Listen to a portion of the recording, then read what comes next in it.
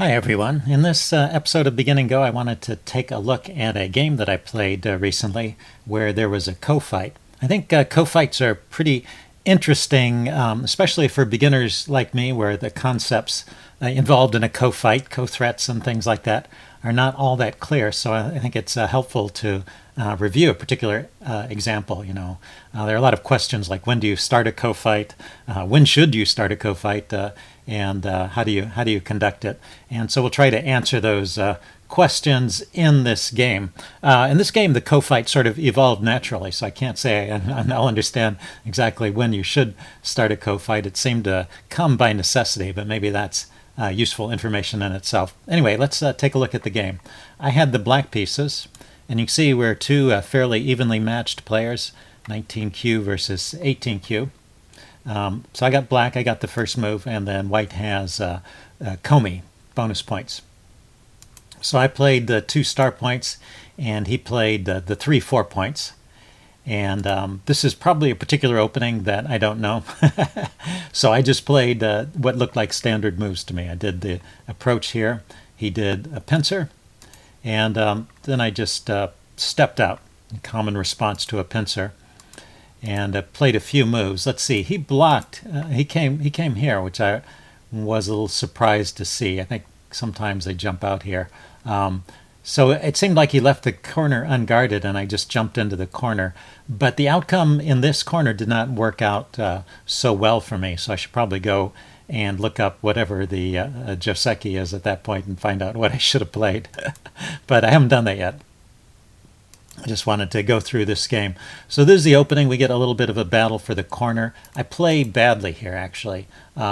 This move of the stone to S18. That stone gets captured pretty simply. He plays here, and the stone has nowhere to run. And, I'm just a step behind in trying to attack his stone.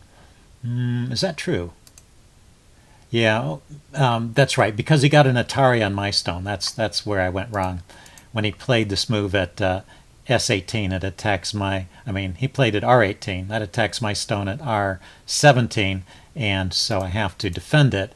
And so that gives him an extra tempo here to attack my stone and get captured. So that's probably a well-known sequence and just a mistake on my part. So I end up I don't get the corner, and I have to come out this way to try and stay alive with this group. So there's this fight around the corner, and I eventually managed to live.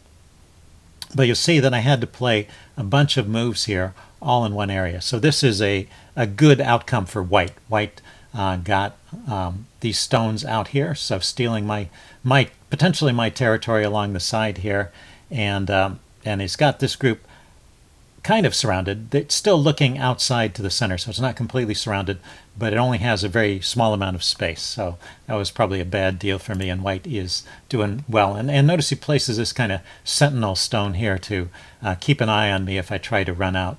So I think that's a good play by white. Anyway, I decide at this point to try and secure this corner. So let's go forward. And he kind of surrounds the corner. And then I pincer this stone. So he steps out, and then I follow. And he steps out, and I follow again. And then he switches to the side. So I guess he's going to...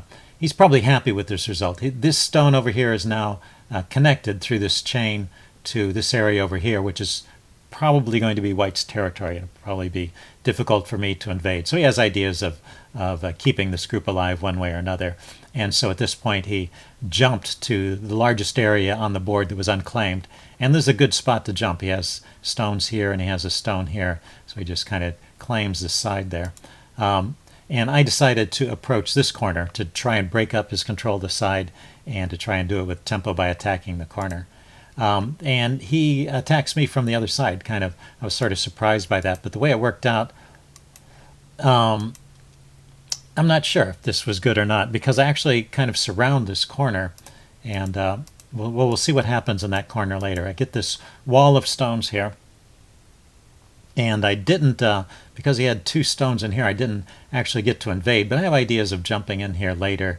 And this wall is just floating at the moment, but it takes quite a few moves for white to completely surround that wall and capture it. So if he chooses to go that way, I'll have time to develop develop other areas or in the neighborhood.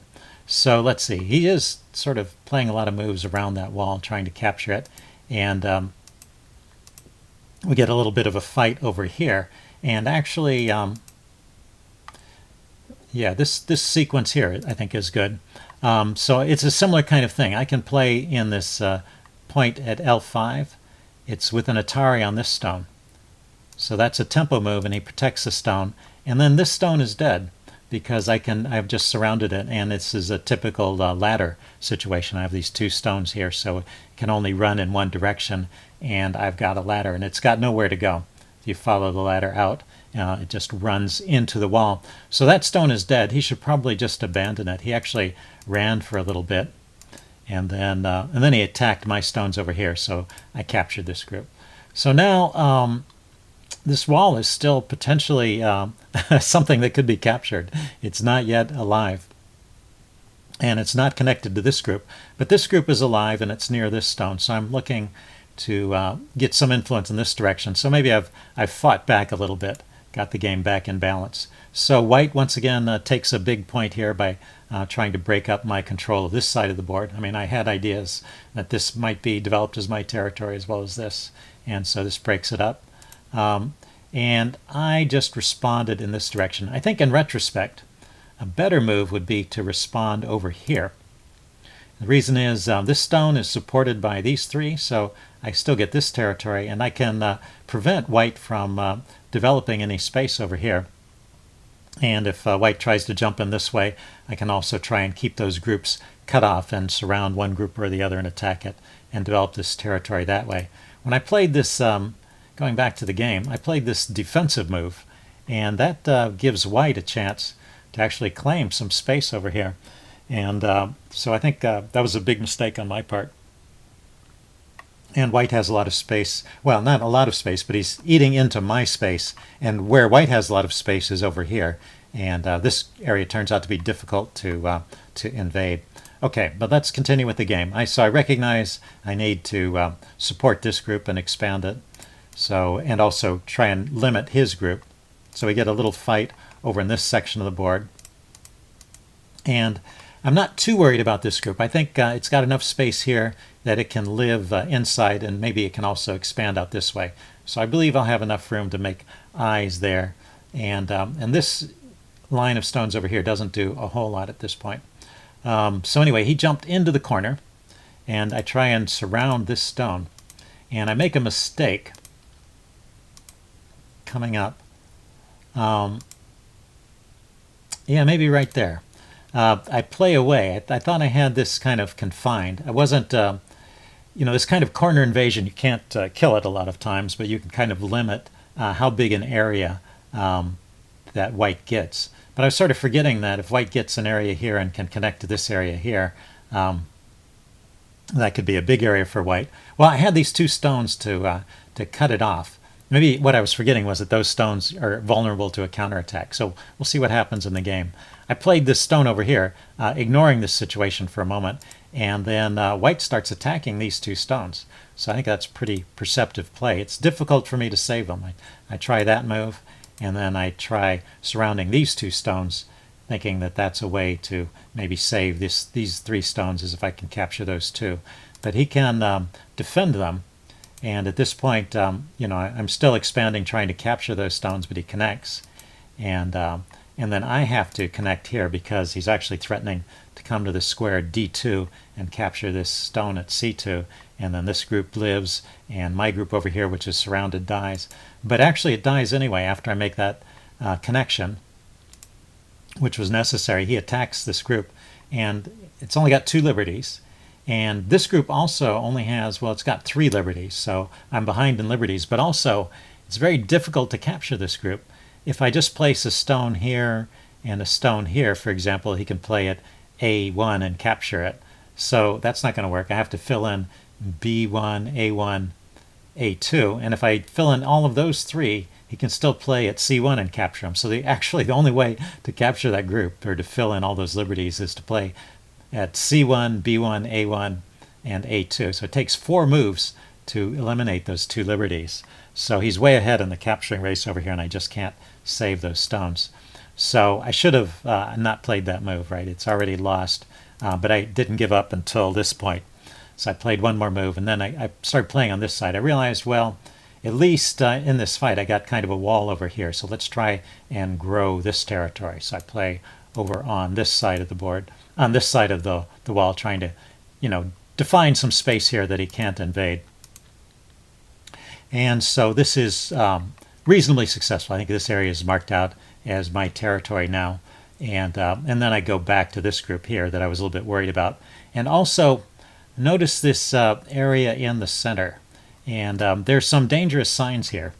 One is that, I have this wall looking out at this area, but it's not, it's nearly surrounded. He's just about cut this wall off. And he's got these two stones kind of, he's got a stone up here trying to keep them from going into the center. So my only route into the center is with this stone, these stones over here. And if he can cut them off, white could get a big chunk of territory in the center here, which is kind of what happens in the game. Let's see. And this, I played this move over here, thinking, well, maybe I could get on the outside of his stones. But I think instead of that move, I could perhaps play something like this. I think this might give me some chances to break out with these stones. And I think this is a stone that can't be cut off. For example, if he plays inside, I think I can play something like this. If he tries to cut that stone and capture that one, maybe he can go like this, but then I can come around this way. And, it seems like there are ways for me to try and break out here and get some inroads into the center, and I think I should have tried harder from that angle. Okay, let's go back to the game. What I played is over here. And so I just threw a couple stones here, and I was thinking maybe I could build a wall and try and get some influence this way. Although it's difficult to do. And then I switched my attention to, as he started to fill in this wall, I realized, I need to do something about this group of stones here. And so I switched my attention to the other side of this wall of stones and tried to build a shape that could live over here.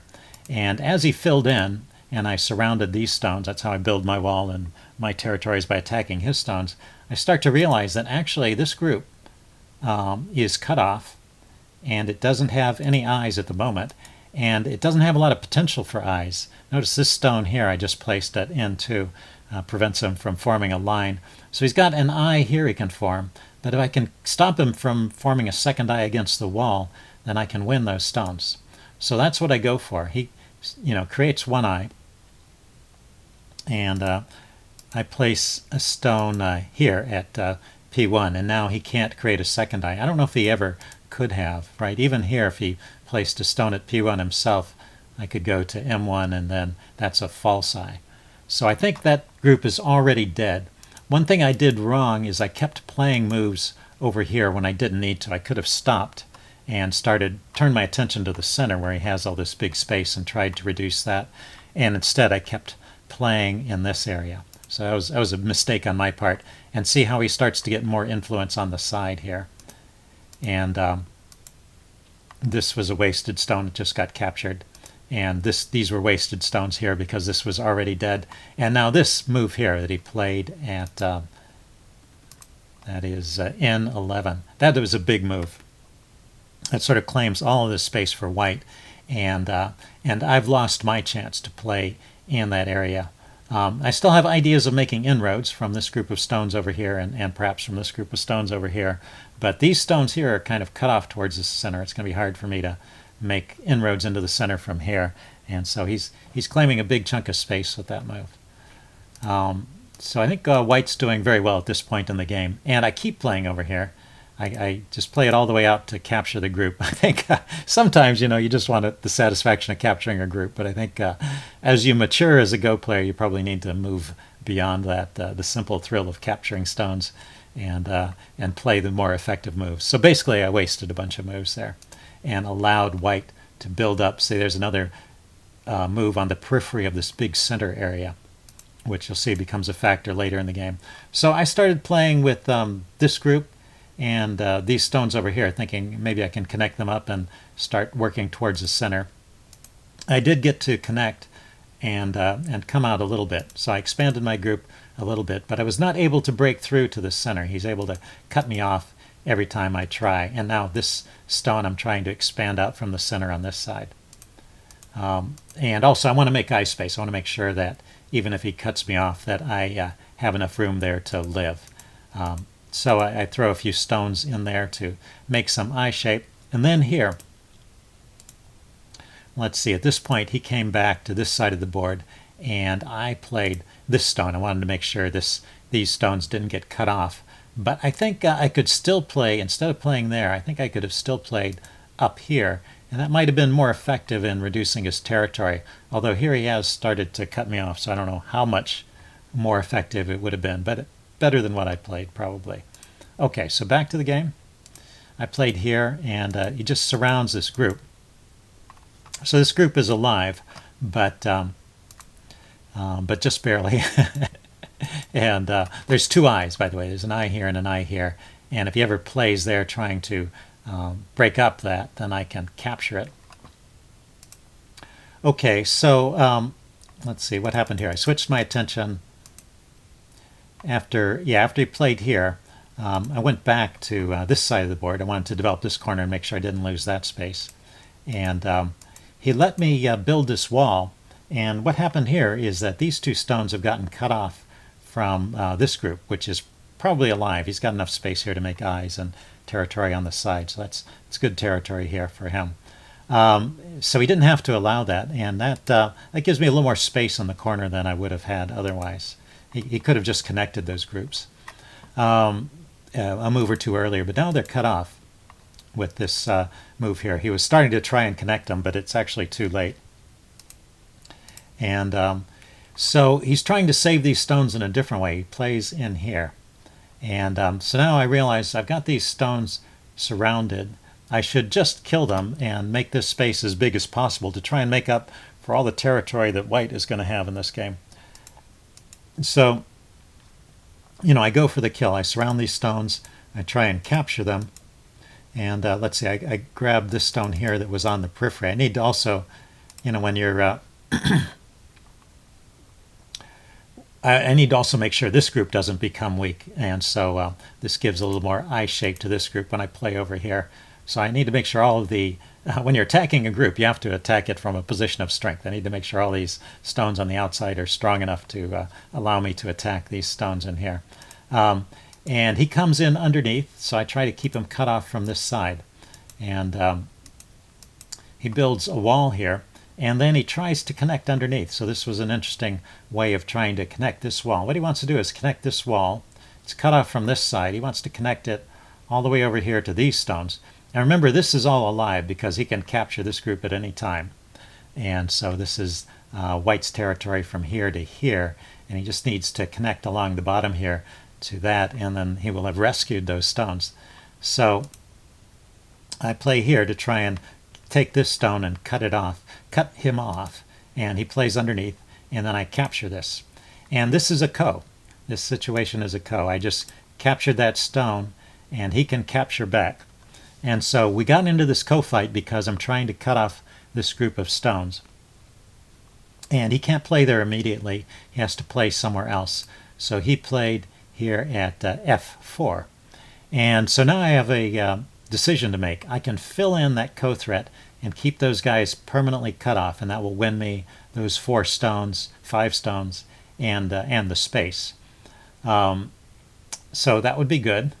But if I play this move, that gives him a second move over here, and then he can cut off these 2 stones from this group over here. And I wasn't sure I wanted to allow that.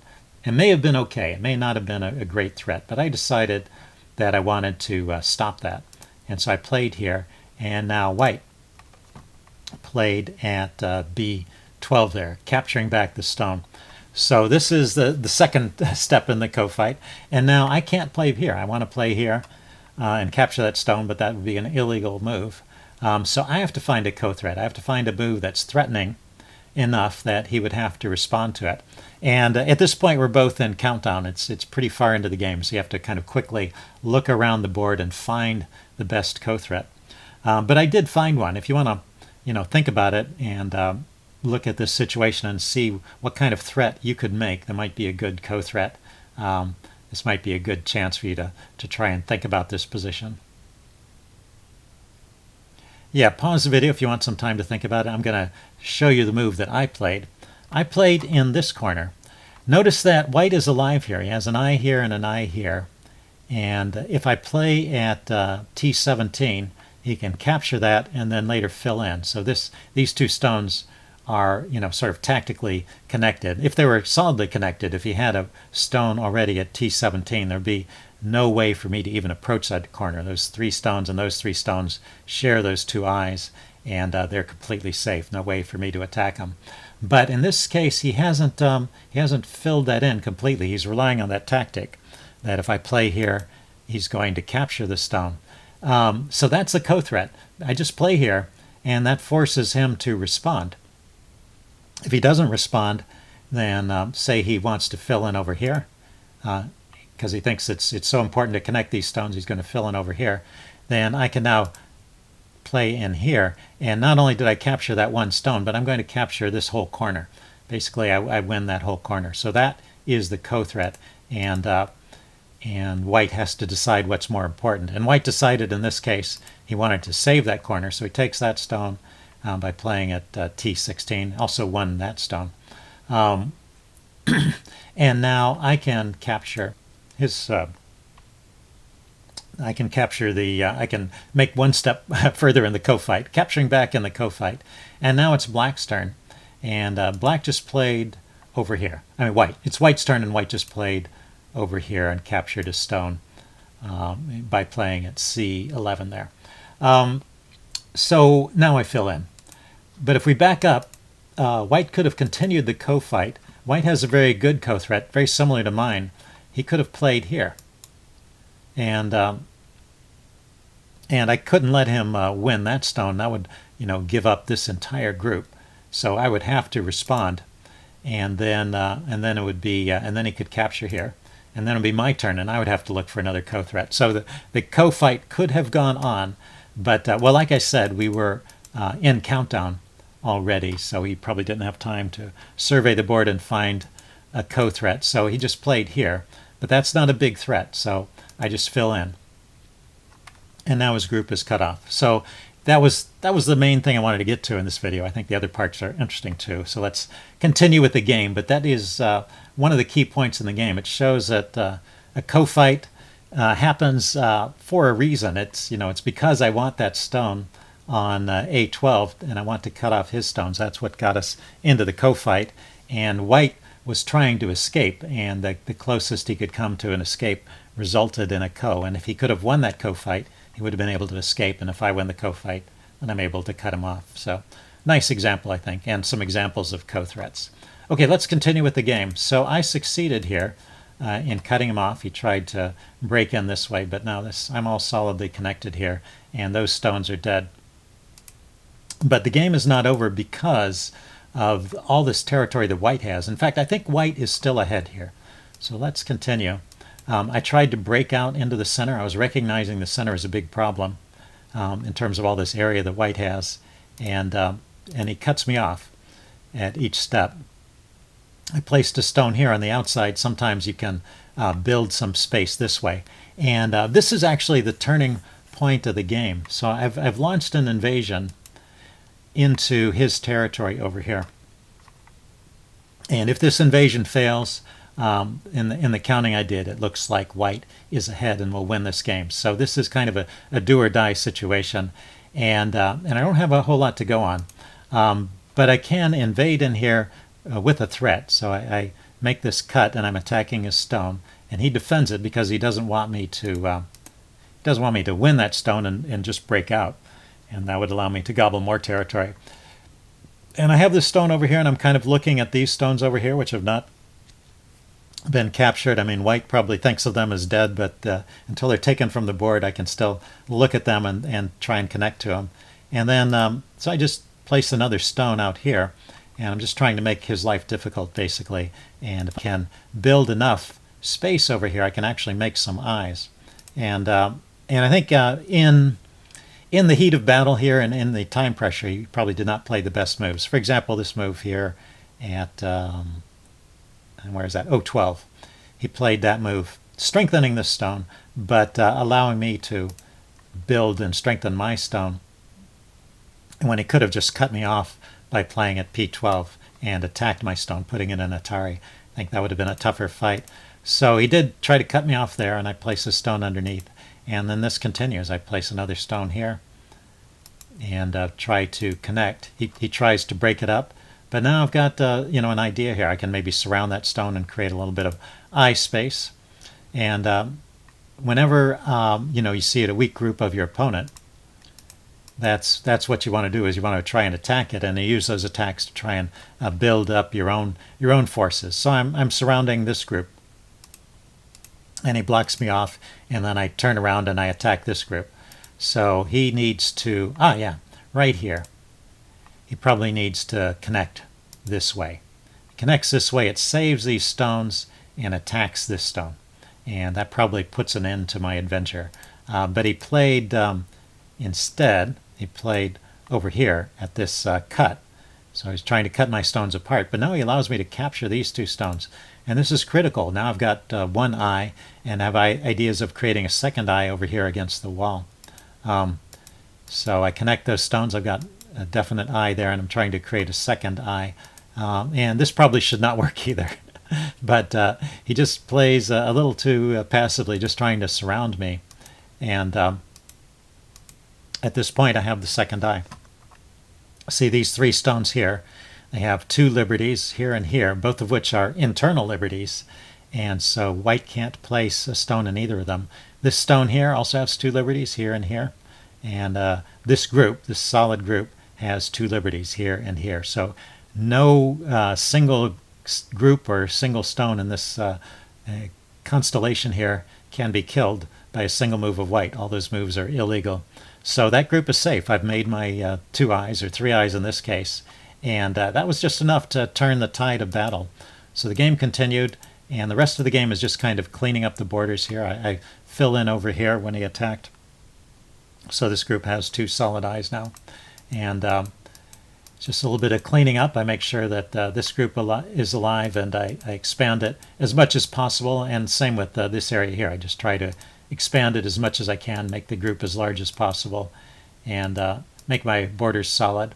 I tried to do some little things over here, but this stone is cut off. It's not going to survive, and he does a good job of preventing me from connecting. So I just seal the borders, and then I finally capture these stones, which is probably unnecessary, strictly speaking.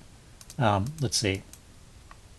Oh, and he tried to invade over here, so that's reducing my space over here, but this is okay. I was able to block his invasion at this point, and then he just surrounds my stones, and so that's all it's doing, is we're kind of just neatening up the borders. And there I went ahead and captured his stones. Once again, a completely unnecessary move, and one that cost me a point. So in a close game, points like that can lose the game for you, and late in the game it doesn't. It's not so critical, but early in the game, when you waste time capturing stones, you're also giving those free moves to your opponent, where he can gather lots of territory with those free moves. So that's why you shouldn't capture. But anyway, we're beginners here, and we both like capturing. So he captured my stones too, which he didn't need to do. And then we just keep playing it out until there. So all the borders are set here, and the territory is well defined, and I end up winning that game. Let's do the counter here, estimate score. So I won by 16.5 points. And so this group here, this invasion, 1, 2, 3, 4, 5, 6, 7, 8, 9, 10, 11, 12, 13. So there's like 13 stones I was able to get in there. So that is 13 points I took away from him, that because I had those stones there, plus the 3 stones of territory that I get for having those 3 points, plus the stones that he had to play to capture my 13 stones or surround them. That also cost him territory. So this invasion over here that shouldn't have worked, that was really the difference in the game. My earlier mistakes where I let him build this big territory really should have let him win the game. But when he allowed that invasion to succeed, then that's how I was able to turn it around. So anyway, I think that was a pretty interesting game. Hope you guys liked that and learned something about co-fights. So I'll see you guys later. Bye.